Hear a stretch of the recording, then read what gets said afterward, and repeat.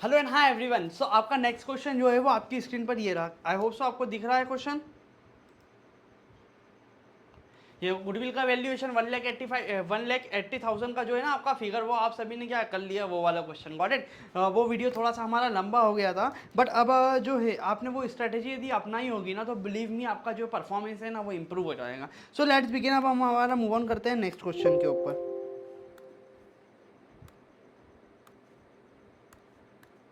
देखिए next question क्या है। नेक्स्ट क्वेश्चन है क्वेश्चन नंबर 2। किसके बारे में बात करता है? ये अंकित और बबलू के बारे में बात करता है। क्या बोलता है? अंकित और बबलू जो है वो एक फर्म में क्या है, उन्होंने इन्वेस्ट कर रखा है कितना पैसा दोस्तों, उन्होंने 1 लाख रुपए इन्वेस्ट कर रखा है। और इस बिजनेस में उन्हें एवरेज द प्रॉफिट वर्क कितना है, एवरेज प्रॉफिट जो हुआ है वो कितना हुआ है दोस्त, 32,000 रुपीज पर एनम।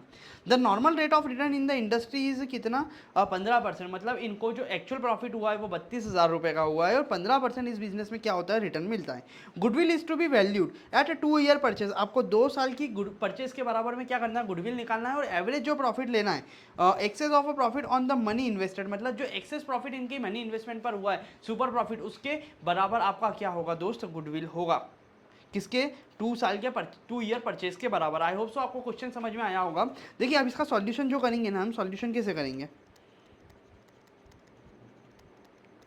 आप बोलोगे भैया आपकी राइटिंग अच्छी नहीं है। भाई मेरी राइटिंग सच में अच्छी नहीं है, गॉट इट। बट ये है कि मेरी जो राइटिंग है वो क्या है, लीजेबल है, रीडेबल एंड लीजेबल है, जो कि लोगों को समझ में आ जाए कि मैं क्या कहना चाहता हूँ। यदि आप एग्जामिनेशन में ये सोच के जाते हो साहब मेरी तो राइटिंग ही खराब है, मैं कभी टॉप नहीं कर सकता, तो लाइफ में कभी भी टॉप नहीं कर पाओगे। मैं अपने एक फ्रेंड का एक एग्जांपल देता हूँ। He is a all India rank holder in CMA final examination.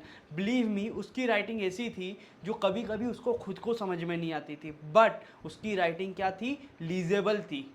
लीजेबल means कि पढ़ने योग्य थी। He got all India rank in the ICWA final examination. How he has got it. Writing आपकी ऐसा नहीं है कि आप कैलीग्राफी करने बैठ जाओ, सीख जाओ।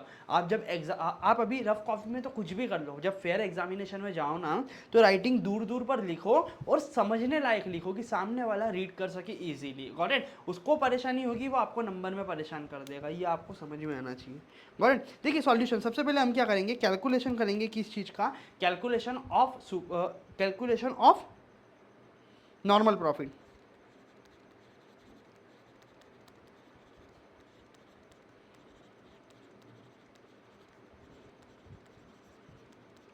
ठीक है सर, नॉर्मल प्रॉफिट का हम क्या करेंगे, सबसे पहले कैलकुलेशन करेंगे।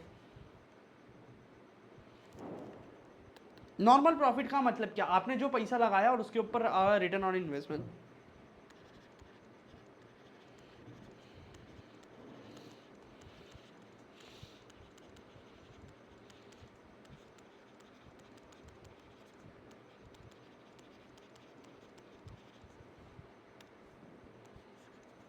ये हमने ब्रैकेट में लगा के फॉर्मूला बता दिया कि हमने जो लिखा है उसका मतलब क्या है। तो नॉर्मल रेट ऑफ रिटर्न हमारे को पता है, क्वेश्चन ने हमारे को दे रखा है। सर क्या दे रखा है, ये देखिए क्वेश्चन ने आपको दे रखा है कि नॉर्मल रेट ऑफ रिटर्न जो है कितना है, नॉर्मल रेट ऑफ रिटर्न 15% है, और कैपिटल एम्प्लॉयड कितनी है, 1 लाख रुपए। तो बस ये कि यही फिगर उठाकर हम यहाँ चिपका देंगे। नॉर्मल रेट ऑफ रिटर्न 15%, मतलब हम बोल देंगे 1 लाख रुपए सर हमने बिजनेस में लगाया है, उस पर 15% का हमें क्या होना चाहिए था, रिटर्न मिलना चाहिए था, डिवाइडेड बाय 100।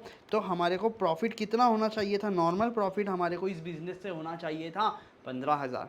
बट एक्चुअल में कितना हुआ, एक्चुअल में आपको हुआ था 32,000, क्वेश्चन ने दे रखा है। Got it. तो अब हम क्या करेंगे, स्टेप नंबर 2 में सर हम कंप्यूटेशन करेंगे, कैलकुलेशन ऑफ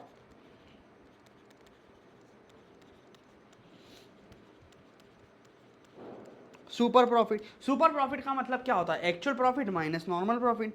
गॉट इट। आप पढ़ते यार हो, आपको सब आता है यार दोस्तों। Actual profit minus actual profit हमारे को कितना हुआ है सर, एक्चुअल प्रॉफिट हमारे को हुआ है 32,000 रुपीज़ का, और नॉर्मल प्रॉफिट हमारे को कितना हो जाना चाहिए था, नॉर्मल प्रॉफिट हमारे को हो जाना चाहिए था 15,000। मतलब हमने ज़्यादा कितना कमाया हर साल, 17,000 रुपये ज़्यादा कमाया। तो क्वेश्चन थर्ड स्टेप में क्या बोलता है सर, थर्ड स्टेप में आपको बोलता है सर गुडविल का कंप्यूटेशन भी बता दो। तो थर्ड स्टेप में हम क्या कर लेंगे, गुडविल का कंप्यूटेशन कर लेंगे। Calculation of goodwill, goodwill based on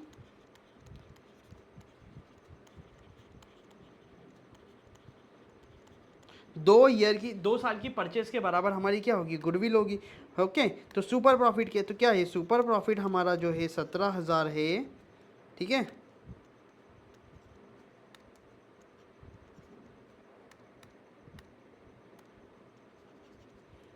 17,000 का हमारा सुपर प्रॉफिट है, उसके 2 साल के बराबर हमारा क्या है दोस्तों, गुडविल का वैल्यू होगा।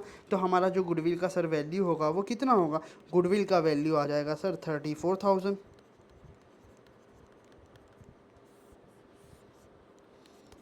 ये हो गया हमारा आंसर। अब आप बोलोगे सर हमारा जो क्वेश्चन का आंसर है वो मैच भी तो करवा दो। तो सर ये देखो, मैंने आपको पहले ही बोला था, आप आपका आंसर यहाँ से टैली कर सकते हो खुद से सॉल्व करके। कैसे, यदि आप लोगों ने ये क्वेश्चन खुद से सॉल्व किया होगा तो आपका भी आंसर आ रहा होगा 34,000, मेरा भी जो आंसर है वो 34,000 है। इस क्वेश्चन को मैं एक बार और डिस्कस करा देता हूँ। हमने क्या करा, देखो सबसे पहले हमने क्या करा, सबसे पहले हमने किया calculation of normal profit. Normal profit का मतलब होता है कि जो पैसा हमने लगाया उस पर यदि और कोई पर्सन भी वो उसी सेम बिजनेस में यदि वो पैसा लगाता तो उसको कितना रिटर्न मिल जाता उस लगाए हुए पैसे पर। तो 15,000 रुपये ऑन एन एवरेज मिल जाता है यदि कोई भी पर्सन इस बिजनेस में पैसा लगाता है।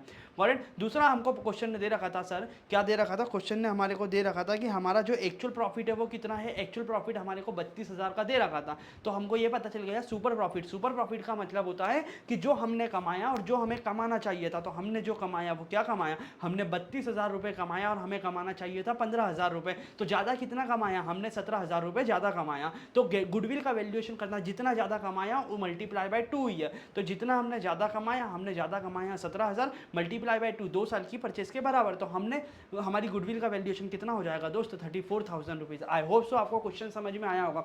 यदि आप क्वेश्चन मेरी तरीके से बोलना और समझना सीख गए ना, समझना कि मैं क्या बोल रहा हूँ, यदि वो समझ गए तो डैम श्योर आप क्वेश्चन को फोड़ कर आ जाओगे, एग्जाम में धमाका मचा दोगे, believe me. Got it, thank you so much.